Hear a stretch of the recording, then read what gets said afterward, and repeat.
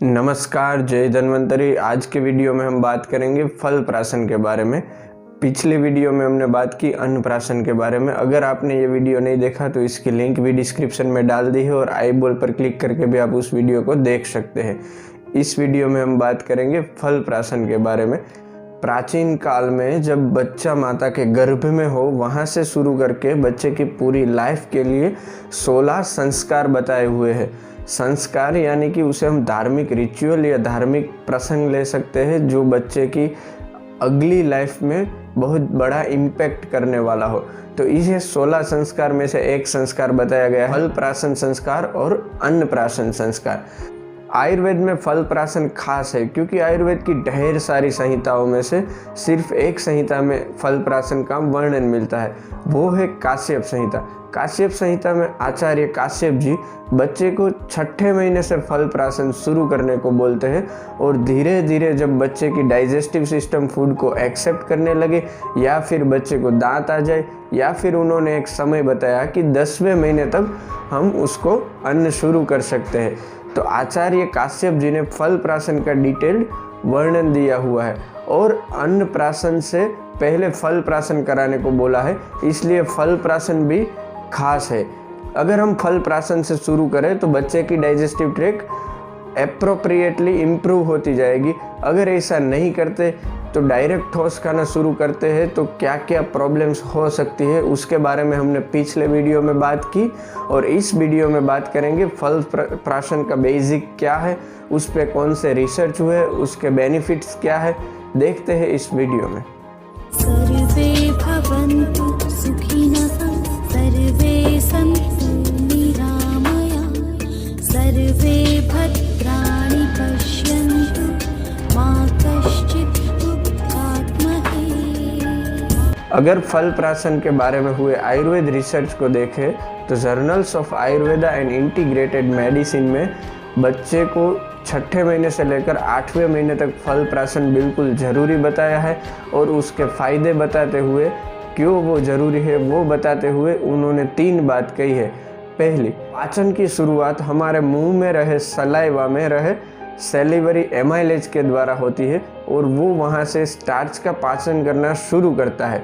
इसलिए हमारे digestive tract की पाचन की शुरुआत मुंह में रही सलाइवा से होती है। लेकिन बच्चों में मास्टिकेशन यानी कि चबाने की प्रोसेस नहीं होती है और 6 महीने के बाद उसके टीथ भी इतने सारे निकल नहीं आए होते हैं, इसलिए उसमें सलाइवा का मात्रा भी कम होता है। तो स्टार्च के पाचन में दिक्कत होती है। स्टार्च और अदर फूड सब्सटेंस का डाइजेशन बिल्कुल धीरे धीरे होता है या तो फिर इनडाइजेशन होके कई सारे प्रॉब्लम होते हैं। तो स्टार्च का पाचन और अदर सब्सटेंस का पाचन ध्यान में रखकर हम देखेंगे तो फ्रूट्स 6ठे महीने पर एप्रोप्रिएट है और फल प्राशन जरूर 6ठे महीने के आसपास कराना चाहिए इस रिसर्च के हिसाब से। दूसरा कि बच्चे का जब पहला टीथ अपीयर हो, पहला दांत निकले, तब उसके मुंह में सलाइवा का एक्सेसिव प्रोडक्शन होना शुरू हो जाता है। जैसे कि हम देखते हैं कि बच्चा 6 महीने, 7 महीने, 8 महीने का हो जाए या 10 महीने का हो जाए, उसके मुंह में पहला दांत आने का शुरू हो, तब बच्चे के मुंह से ऐसे ही सलाइवा गिरता रहता है। तो ये बताता है कि बच्चों पहला टीथ आ जाने के बाद एक्सेसिव सलाइवेशन होता है और ये सलाइवा अन्न के साथ मिलकर डाइजेस्टिव ट्रैक्ट को इम्प्रूव करता है, डाइजेशन की प्रोसेस को इम्प्रूव करता है। इसलिए हमें कब अन्न देना है? जब उसका पहला टीथ आ जाए तब। उससे पहले फल प्राशन ही जरूरी है, फल प्राशन ही एप्रोप्रिएट है। तीसरा, इन्फेंट की डाइजेस्टिव सिस्टम एडल्ट की डाइजेस्टिव सिस्टम से बहुत माइनर है। जैसे कि हम स्पेसिफिक एग्जांपल देके देखें तो एडल्ट में गैस्ट्रिक लाइपेज बहुत ज़्यादा मात्रा में होता है जो लिपिड का एमिनो एसिड में डाइजेशन करता है, कन्वर्जन करता है, लेकिन बच्चों में ये बहुत कम मात्रा में होता है और रेडी एक्टिव नहीं होता है। इसलिए फैट सब्सटेंस बच्चों को दे तो उसका डाइजेशन बराबर से नहीं हो पाएगा। इसलिए 6 महीने के बाद डायरेक्ट अन्न शुरू करवाने से पहले फल प्राशन करवाना ज़रूरी बताया है ये आयुर्वेद के रिसर्च में। यही रिसर्च में अगर हम आगे देखें तो उन्होंने फल प्राशन के बारे में या फ्रूट के 5 से 6 बेनिफिट्स बताए हैं जो कि अन्न से बहुत बढ़िया है और ब्रेस्ट मिल्क और अन्न को जोड़ने वाली कड़ी ये फल प्राशन बन सकता है। पहला है, फ्रूट्स का टेस्ट बेटर होता है, अन्न से ज़्यादा अच्छा होता है, इसलिए बच्चा उसे डायरेक्ट एक्सेप्ट कर लेगा और फ्रूट का पल्प हम अगर उसे फल प्राशन करवाए तो बच्चा उस टेस्ट को डायरेक्ट एक्सेप्ट कर लेगा।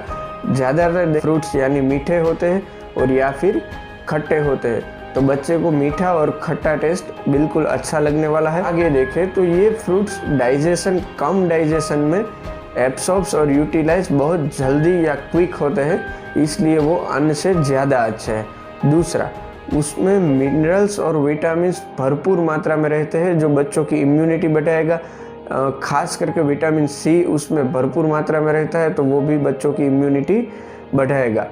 कंप्लीट सोर्स ऑफ एनर्जी है। फ्रूट में कार्बोहाइड्रेट्स भी बहुत बढ़िया मात्रा में रहते हैं जो easily convert into ATP and ADP, तो वो बच्चों को एनर्जी बहुत बढ़िया प्रदान करेगा। एनर्जी अच्छी रहेगी, बच्चे एक्टिव रहेंगे, खाना खाएंगे और उसकी इम्यूनिटी भी बरकरार रहेगी। फ्रूट्स में हाई वाटर कंटेंट होता है जो बच्चों को डिहाइड्रेशन से बचाता है, डिहाइड्रेशन से प्रिवेंट करता है, इसलिए छठे महीने के बाद अगर हम फल प्राशन करवाए तो वो बच्चों को डिहाइड्रेशन से बचाएगा। कार्बोहाइड्रेट्स और मिनरल्स को देखें तो कई ऐसे सब्सटेंस ब्रेस्ट मिल्क में हमें मिलेंगे जो फ्रूट्स के सिमिलर है, इसलिए फ्रूट्स और ब्रेस्ट मिल्क के कई घटक सिमिलर है, इसलिए ब्रेस्ट मिल्क को छोड़ने के वक्त या ब्रेस्ट फीडिंग को कम करने के वक्त अगर हम फल प्राशन से शुरू करें तो बच्चे की एक्सेप्टेंस फल प्राशन के हिसाब से ज़्यादा बढ़ जाएगी और वो जैसे अन्न को शुरू में रिजेक्ट कर देता है ऐसे फल को रिजेक्ट नहीं करेगा, उसका डाइजेस्टिव ट्रैक उसे एक्सेप्ट करेगा। फल प्राशन धीरे धीरे बढ़ाते जाए तो बच्चे का पेट एकदम से सभी सब्सटेंस को एक्सेप्ट करने लगेगा। उसके बाद उसमें सलाइवा एक्सेसिव आने लगेगी और उसके दांत निकलने लगेंगे, तब हम अन्न शुरू करेंगे, अन्न प्राशन शुरू करेंगे।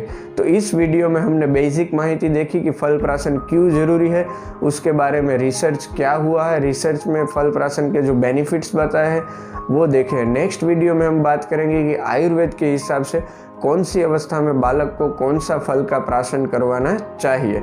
जय धन्वंतरी, जय आयुर्वेद।